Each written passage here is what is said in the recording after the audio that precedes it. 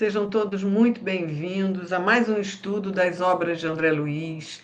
Estamos estudando o livro Ação e Reação, já quase terminando. Estamos na última parte do capítulo 16, esse livro vai até o capítulo 20, e estamos aqui vendo o capítulo sobre o débito aliviado, não é? Então, nós vimos os capítulos anteriores com débitos agravados, débitos estacionados, e aí nós agora vamos ver as coisas, né, que a gente também, além de ter algo que agrave as nossas questões, nós temos também ações que aliviam as nossas voltas a esse corpo numa reencarnação.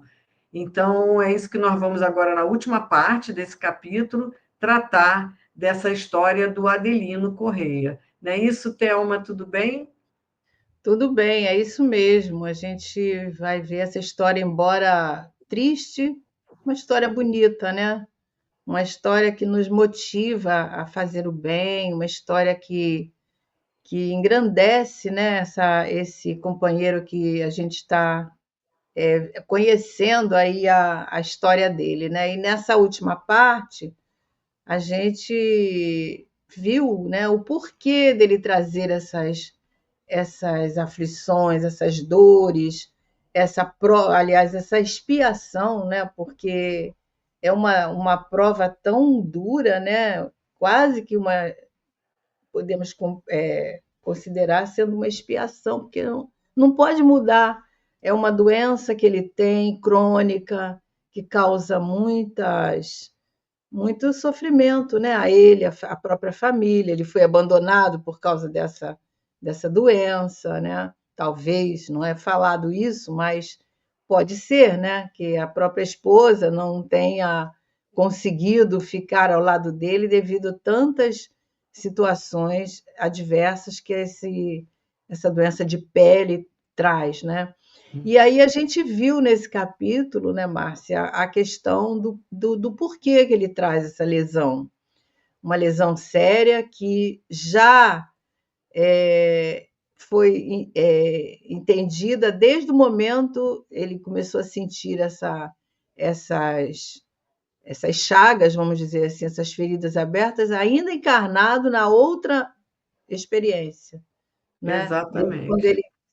ele viu a, se deparou com a consciência dele, né, com remorso, com a culpa, ele começou a ter essa experiência dessas lesões, que começou a abrir, né, essas lesões, ele ficou acamado e tudo mais, já na outra experiência. Então, ele, depois de muito sofrimento causado aí pelos comparsas que agiram junto dele nos crimes que foi praticado, ele cometeu um crime contra o pai, né? Tirou a vida do pai, e esses mesmos obsessores, o pai se torna um obsessor dele, porque, claro, ele ficou muito revoltado, era um pai que amava esse filho, e ele sofre muito nas trevas, né? Levado por esses obsessores aí que fizeram parte de toda essa trama, né? Então, diante desse sofrimento, ele é recolhido lá, vocês devem lembrar, recolhido lá pela mansão e é oferecido um trabalho árduo para ele ali, né? Um trabalho que exigia muito esforço de todo tipo. Não é falado qual trabalho, mas é dito que é um trabalho árduo, grosseiro, né? E ele se dedicou. Ele por nenhum momento ele se revoltou, se mostrou assim revoltado. Então ele é oferecido diante dessa situação que ele enfrenta com humildade, é oferecida a ele uma possibilidade de resgatar os seus débitos numa próxima encarnação. Então ele reencarna com esse problema de pele, continua, né, com o mesmo problema de pele que está lá gravado no perispírito dele, porque foi somatizado ali pela culpa, pelo remorso tardio, o arrependimento tardio e tudo mais. Então ele reencarna, só que ele, desde lá da mansão, ele já estava sendo disciplinado, né? Ele entendeu a proposta e ele vem com essa talvez, isso é palavras nossas, vontade de vencer, né? Vontade de que dê tudo certo. Então ele, por isso esse perfil do Adelino, né? Uma pessoa abnegada, uma pessoa dedicada, uma pessoa simples, humilde, sem revolta, né? E que faz o bem a todos. É muito interessante isso, né? É emocionante essa história. Eu gostei demais desse caso. É um dos casos assim que vai ficar marcado para nós, né? E é Agora a gente isso. vai ver essa Então, continuação, né? pois é. E agora a gente vai ver, né, mais um pouco dessa história. Ainda falta alguns detalhes, né? Mas até aqui nós já nos sentimos assim muito emocionados com essa história belíssima do Adelino Correia, né? Espero que vocês estejam gostando também, né? Então vamos lá. Vamos lá. Agora vai ler. Então nós vamos para a terceira parte. Então, eles estavam ali, o Silas ainda falando sobre a história do Adelino, né? Que ele acaba contando que ele adota dois meninos que eram os comparsas dele, que ajudaram a ele na desencarnação do pai, no crime, e eles estão ali, André Luiz e Hilário iam formular outras indagações, mas o Adelino despedira-se da mãezinha e foi dormir. Né? Nós estávamos acompanhando a chegada dele na casa da mãezinha, vendo a filha, os filhos, e demonstrando hábitos respeitáveis, sentou-se em prece. Foi quando Silas, recomendando-nos cooperação, abeirou-se dele e aplicou-lhe passes magnéticos, esclarecendo-nos logo após. Ainda pela utilidade que sabe imprimir aos seus dias, Adelino mereceu a limitação da enfermidade congenial de que é portador. Quer dizer, então ele era para estar mais grave, mas ele mereceu essa limitação, né, dessa enfermidade. Tendo sofrido por longo tempo o trauma perispirídico do remorso, foi o que a gente já falou no outro, né? O remorso dele fez com que ele criasse esse trauma no próprio perispírito, né? Por haver incendiado o corpo do próprio pai, nutriu em si mesmo estranhas labaredas mentais que, como já se lhes disse, castigaram-no intensamente além-túmulo. E aí renasceu, por isso, com a epiderme atormentada por vibrações calcinantes, quer dizer, abrasadoras, que desde cedo lhe expressaram na nova forma física por equizema de mau caráter. Quer dizer, na verdade, ele mesmo, pelo remorso dele, já tinha imprimido no seu perispírito esse castigo dessas labaredas, que é como se ele sentisse o que o pai passou. Né? Então ele Uhum, volta, ele reencarna com essas chagas, com essa doença, em função do que está no psiquismo dele. Né? isso. É isso mesmo. Então é uma situação que a gente vê aí que poderia ser pior, né? Mas foi abrandado. Ele mereceu essa limitação pela sua postura diante da vida, né? Essa É, abnegação, esse entendimento, essa não revolta, mas tudo isso fez com que ele que fosse abrandada essa prova, né?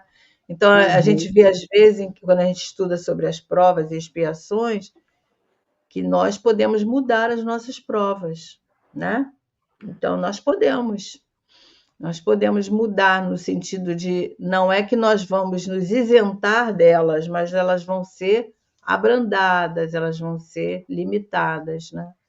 Mas E isso interessante aqui, Thelma, a gente perceber pela explicação do André Luiz aqui, do Silas, é que talvez ele não viesse com essas chagas, né? Porque ele mesmo imprimiu nele pelo é remorso, também. né? Ele passaria pelas dificuldades, traria a que a gente viu que ele fica como filha a madrasta e traria os comparsas, mas talvez ele não tivesse essa doença. Mas aqui diz que ele mesmo imprimiu nele no trauma perispíritico do remorso, né? Por ter incendiado Então ele traz nele que ele traz no além-túmulo, né, que ele vive isso lá e ele traz isso para o corpo físico, né? É porque Então ele é se uma arrepende, possibilidade, né?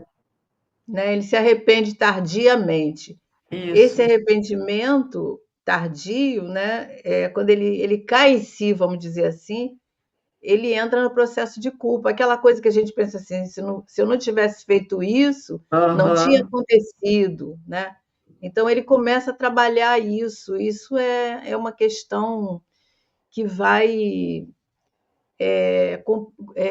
dando aquela confusão nos nossos pensamentos até um ponto que você já não domina mais, né? Então começa Uhum. a imprimir na sua vestimenta espiritual, né?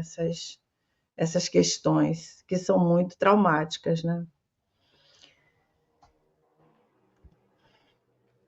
E aí o Silas continua dizendo que semelhante moléstia, a face da dívida em que se empenhou, deveria cobrir-lhe todo o corpo, durante muitos e angustiosos lustros, cada lustro são 5 anos, né? Então multiplica aí por 5, por vários lustros de sofrimento. Mas, pelos méritos que ele vai adquirindo, a enfermidade não tomou proporções que o impeçam de aprender e trabalhar, porquanto granjeou a aventura de continuar a servir, pelo seu impulso espontâneo na plantação constante do bem. E a esse tempo, talvez porque o dono da casa se dispusesse ao refúgio dos travesseiros, o assistente convocou-nos à retirada. Quer dizer, eles estavam ali olhando, mas aí ele acabou as preces, né? Que você viu que ele estava em prece, e ele deitou para dormir, né? Mas é interessante, talvez, antes de continuar, né, Thelma, comentar esse primeiro parágrafo. Então, podia ser que ele viesse pior ainda, né? Mas ele veio pelos méritos que ele já tinha, até lá, né, na mansão de trabalho e tudo, ele vem com proporções da doença que não permitiu ele de trabalhar e de aprender, né?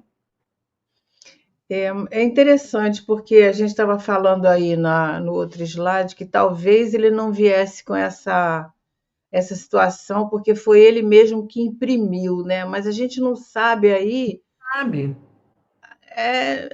a gente faz conjecturas, né? Mas a gente não sabe como é que poderia acontecer isso ele fala aqui, ó, a face da dívida em que se empenhou, quer dizer, como efeito daquilo que ele causou, né, essa chaga devia cobrir todo o corpo dele durante angustiosos lustros de sofrimento, né? Então, vários anos.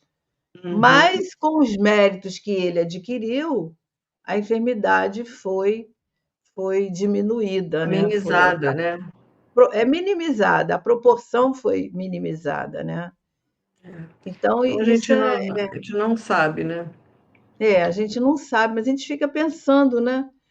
Das Que poderia possibilidades, né? Que são as tantas, né, Thelma? possibilidades, exatamente. É. Mas a Bom, gente vê o valor que tem, né? Ele fala aí, pelo seu impulso espontâneo na plantação constante do bem.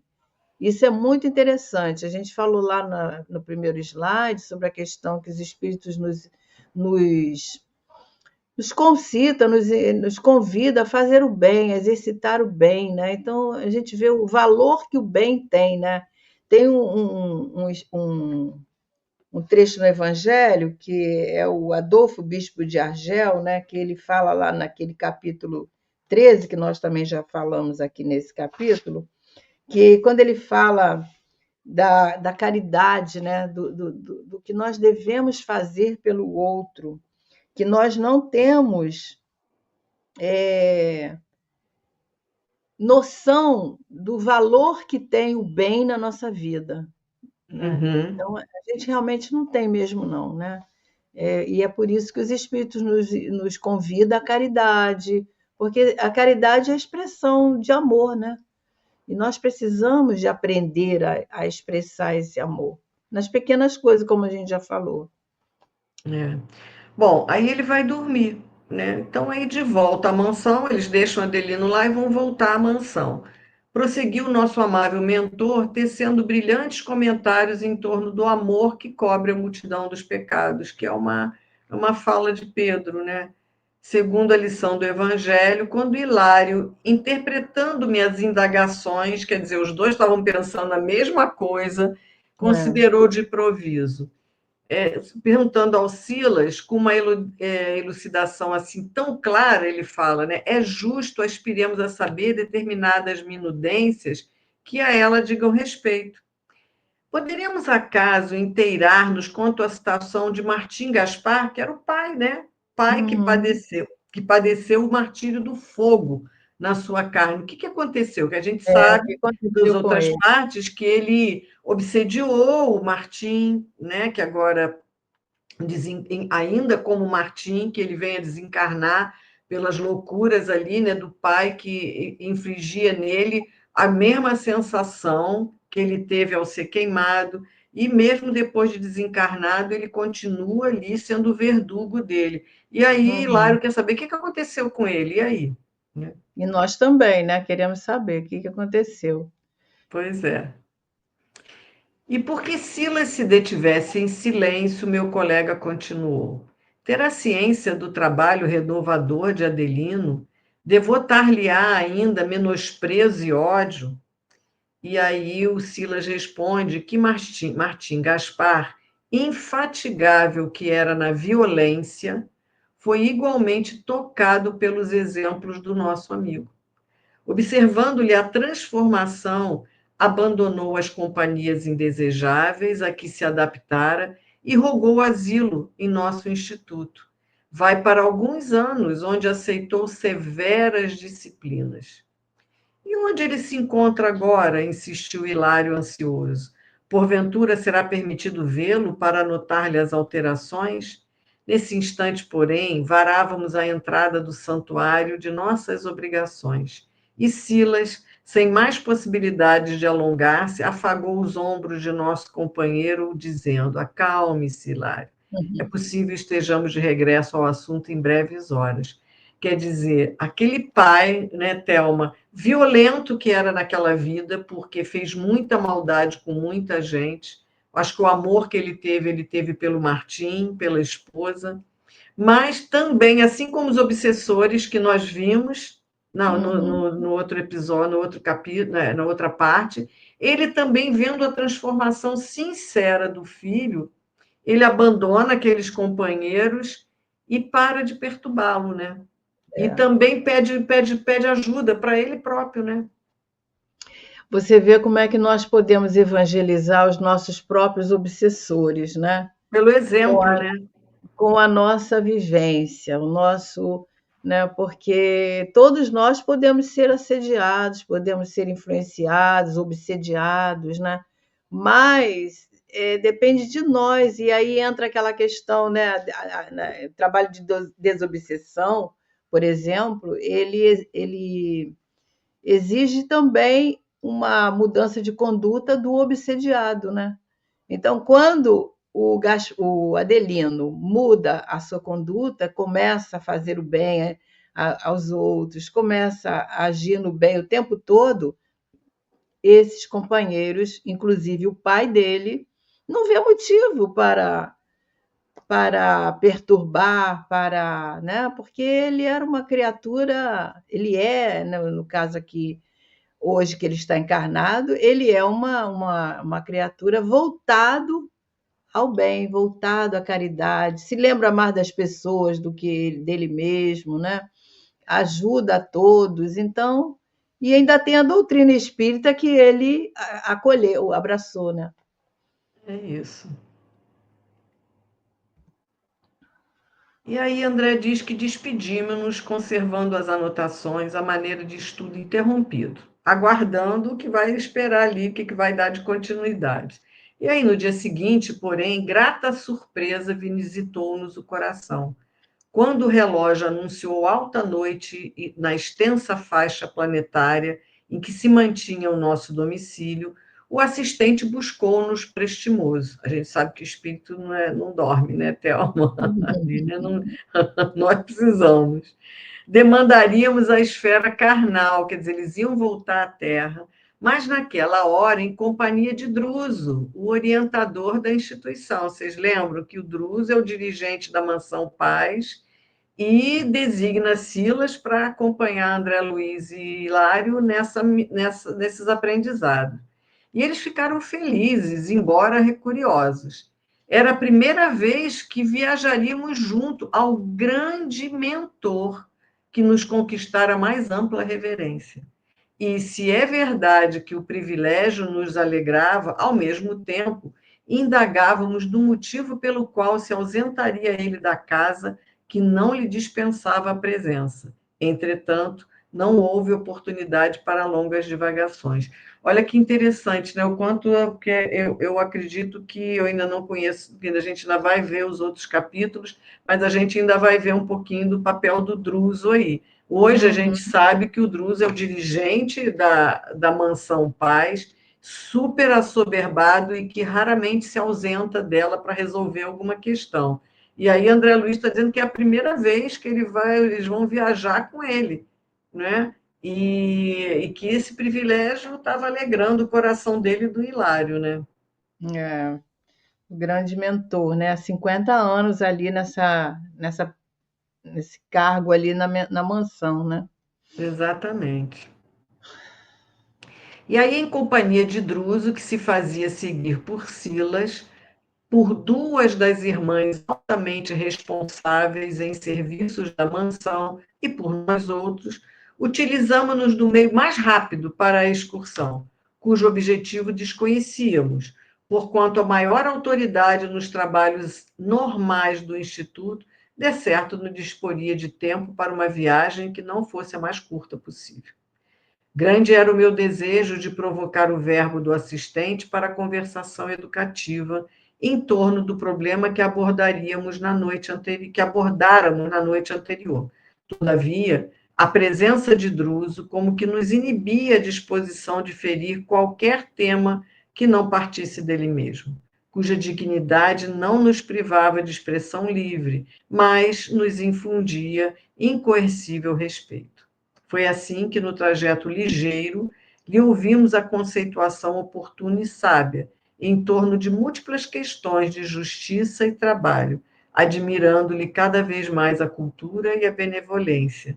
Então, aqui, como o Druso não pode perder muito tempo, André Luiz diz que eles utilizam o meio mais rápido, só que não explica qual se era velutação, que tipo É, de recurso é esse, né? Mas, mais uma vez, ele vai e enaltece as qualidades daquele ser, daquele espírito que é o Druso, né, Thelma? a dedicação dele, que ele também tem uma história, né? E como você disse, a gente ainda vai saber algo mais, né, sobre ele, mas é de uma grande reverência todos ali diante dele, né? E ele Uhum, também construiu essa postura, né? Essa admiração moral que todos têm ali com ele. exatamente, às custas de muito trabalho, né? Muito trabalho. E aí, espantado, André Luiz continua, né? Espantado, no entanto, reconheci que a nossa equipe estacionou na porta do lar de Adelino, que deixáramos na noite anterior. Dois auxiliares que conhecíamos de perto esperavam-nos no limiar, quer dizer, na entrada da porta da casa do Adelino. Depois de recíprocas saudações, um deles avançou para a Dúzia e anunciou reverente: Diretor, o pequenino recém-nascido, né, recém-nato, está conosco estará conosco dentro de meia hora. O grande mentor agradeceu e convidou-nos a acompanhá-lo. Na paisagem doméstica, que nos era familiar, o relógio marcava 2 horas e 20 minutos da madrugada, quer dizer, 2h20 da manhã, né? Atônitos, seguimos o orientador, que tomara a vanguarda, penetrando o aposento em que Adelino, ao que nos foi permitido supor, começava a dormir. Então, eles entram nessa hora em que o sono está mais profundo, né? Pela madrugada, e até a gente estava lembrando qual foi o livro, foi Missionários da Luz, quando o Alexandre fala daquele curso que eles estão dando lá, e que as horas, aí depois Sertório vai buscar dois que estão perdidos aí, e ele fala que eles têm o tempo mais ou menos entre 2 e 4 da manhã, que é a hora É que a hora geralmente que eles nós estamos, trabalham. né, trabalho, que a gente está no sono mais profundo, que eles podem É. também contar conosco, né?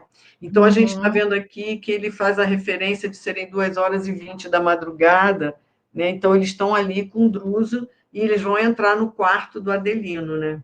Uhum. Druso acariciou-lhe a fronte por momentos e vimos Correia erguer-se do corpo de carne, qual se fora movido por alavancas magnéticas poderosas, caindo nos braços do grande orientador, à maneira de criança enternecida e feliz. Meu amigo, disse-lhe Druso entre grave e terno, chegou a hora do reencontro. Correia começou a chorar, pávido de emoção, sem conseguir desenfaixar-se-lhe dos braços acolhedores. Oremos juntos, acrescentou o bondoso amigo, e levantando os olhos para o alto, sob a nossa profunda atenção, Druso suplicou. Olha, antes da gente entrar na prece, né? Que agora Druso vai fazer uma prece, mas ele leva o Adelino ao mundo, ao plano espiritual, desdobrado pelo sono, né? Nesse reencontro, porque a gente sabe, Adelino vivia ali na mansão também, né? Então ele conhece Druso, conhece todos eles, e ali ele vai ter ainda agora uma missão aqui, né, Thelma? É, bem bonita, né? Exatamente. E nós vamos ver agora. Não, Ah, vamos você não voltar um leu. pouquinho. Eu não É. li ainda. Então, Druso vai fazer uma prece e ele fala: Deus de bondade, Pai de infinito amor, que criaste o tempo como incansável guardião de nossas almas, destinado ao teu seio, fortalece-nos para a renovação necessária. Tu que nos conheces os crimes e deserções, concede-nos a bênção das dores e das horas para redimi-los. Unge-nos com o entendimento de tuas leis, para que não repilamos as oportunidades do resgate. Emprestaste-nos os tesouros do trabalho e do sofrimento, como favores de tua misericórdia, para que nos consagremos à reabilitação dolorosa, mas justa. Nós, os prisioneiros da culpa, somos também operários de nossa libertação ao bafejo de teu carinho. Ó Pai, infunde-nos coragem para que nossas fraquezas sejam esquecidas. Inflama em nosso espírito o entusiasmo santo do bem, para que o mal não nos apague os bons propósitos. E conduze-nos pelo carreiro da renunciação, para que a nossa memória não se aparte de ti. Que possamos orar como Jesus, o Divino Mestre, que nos enviastes aos corações, a fim de que nos rendamos de todo aos teus desígnios. Depois de leve pausa, repetiu em pranto a prece dominical. Pai nosso que estás nos céus, santificado seja o teu nome, venha a nós o teu reino, faça-se a tua vontade, assim na terra como nos céus. O pão nosso de cada dia dá-nos hoje, perdoa-nos as nossas dívidas, assim como perdoamos aos nossos devedores, e não nos deixeis cair em tentação, e livra-nos de todo o mal, porque teus são o reino, o poder e a glória para sempre, que assim seja. E quando a sua voz emudeceu, profunda emotividade exercia sobre nós inexpressível domínio. E aí, reconduzido ao veículo carnal, Adelino acordou em copiosas lágrimas. Reconhecia-se-lhe o júbilo íntimo, se bem não pudesse guardar a consciência integral da comunhão conosco. Então, depois dessa peça, olha que coisa boa você Perfeito, acordar né? com a sensação de que estava ali sendo acolhido, né, Thelma? Dessa prece que estava sendo amparado, Imagino. não é? Muito lindo. E aí, André Luiz diz que, findos alguns minutos de expectação, que transcorreram céleres, escutamos lá fora o choro convulso de uma criança tenra. Enlaçado por Druso, o dono da casa ausentou-se do leito e, incontinente, abriu a porta que comunicava o interior com a calçada externa, em cujas lajes, vigiado por amigos da mansão, pobre recém-nascido, né, esperneava aflitivamente. Tomado de surpresa, Correia ajoelhou-se, enquanto o grande orientador lhe dizia com segurança: Adelino, eis o pai ofendido, que, enjeitado pelo coração materno, que ainda não mereceu, vem ao encontro do filho regenerado. Correia não lhe ouviu a palavra na acústica da carne, mas registrou-a no templo mental, como apelo do amor celeste que lhe trazia ao coração mais uma criança abandonada e infeliz. Tomado de alegria, para ele inexplicável, abraçou o pequerrucho com um espontâneo gesto de amor e, após aconchegá-lo de encontro ao peito, voltou para dentro, gritando jubiloso: Meu filho, meu filho. Então, aqui, né, Hilário queria saber o final do pai. Aonde estava Coisa o pai, né? é de emocionar mesmo, né, Thelma? É E como sim. isso já tocou o coração dele, né? E aqui, meu filho, né? A voz do coração falou mais alto, né? Porque ele não percebeu com os olhos da carne, mas o coração do perispírito percebeu, né? Que ali estava uma alma que ele já amava, né? Em outra. E o perdão, né? Enrustido ali o perdão, né? Do pai Desde até sempre, para o filho, né? não é? Porque essa recepção dele, ele já reconheceu como filho uma criança que ele Exatamente. não conhecia, né? Então aí está expresso o perdão, né? A união das almas. Muito linda, é assim de emocionar, né, essa história, que é verídica. A gente sabe que os nomes das pessoas não são os mesmos, mas são histórias que a espiritualidade Aconteceu. vem nos oferecer, né? Exatamente. E aí a gente tem mais um slide para o André Luiz fechar esse capítulo, dizendo que Silas, entre Hilário e eu, comunicou-nos emocionado. Martim Gaspar retorna à experiência física, asilando-se nos braços do filho que o desprezou. Não tivemos, contudo, qualquer ensejo à mais dilatada conversação. Druso, enxugando as lágrimas, advertiu-nos em voz alta, qual se estivesse falando para si mesmo. Oxalá, quando estivermos de novo em pleno nevoeiro da carne, possamos também nós abrir o coração ao excelso amor de Jesus, para que não venhamos a falir nas provas necessárias. E havia tanto recolhimento e tanta angústia naquele olhar que nos habituaram ao mais doce enternecimento e ao mais profundo respeito que, de volta à mansão, nenhum de nós ousou quebrar-lhe o doloroso e expressivo silêncio. Então a gente percebe aqui que a gente ainda vai ver outras histórias de Druso, né? Porque É, aquilo ali, aquela experiência estava mexeu com ele, né? caindo tanto ao coração dele que ele pede aqui que quando, por exemplo, se ele estiver na carne, que ele não o esqueça, né? Possamos também nós abrir o coração ao amor de Jesus, para que a gente não venha falir nas nossas provas necessárias. Na verdade, a prece era para ele mesmo, né? Para Porque ele ele mesmo. deve estar preparando uma possível reencarnação, né? Reencarnação dele mesmo. E É, já sabendo do grau de evolução do Druso, mas a gente sabe que, por mais que a gente trabalhe, a gente tem os nossos débitos do passado, né? e Então, é esses isso. instrutores, eles são espíritos como nós, né? Que ainda têm débitos a ressarcir com a lei, a se reabilitar. Então, não são espíritos puros, né, que não precisam mais reencarnar. São espíritos que já estão conseguindo caminhar no bem, mas ainda tem débitos, né? E E é assim isso, nós muito lindo. terminamos, né?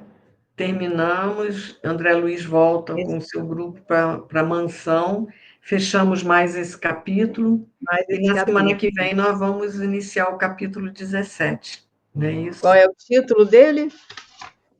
O 17, deixa eu ver aqui que título tem o capítulo Dívida 17. expirante. Dívida expirante. Que Isso. será, né? Dívida Então nós expirante. vamos ver. Mais Então que uma possamos história que ficar com Jesus, né? Que nos abençoe, que continue aqui nos inspirando nesses estudos, que vocês também estejam aproveitando. Não deixe de deixar o seu gostei aí para que a gente possa seguir alcançando mais corações, para que a gente possa ter mais noção do que é a nossa responsabilidade em cada encarnação aqui, não é isso? Então, e até lá, que sempre Jesus nos pensar como o abençoe. Druso, né? Pensar como o Druso, pedindo a Deus que a gente sempre siga os passos corretos para não desviarmos do nosso foco, né? Não importa. O importante é a nossa intenção agora, né? Daqui para frente. Então é Até lá, isso. né, Thelma? Até lá, se Deus quiser. Até lá, amigos. Fiquem com Deus, com Jesus. Até lá, Márcia, se Deus quiser.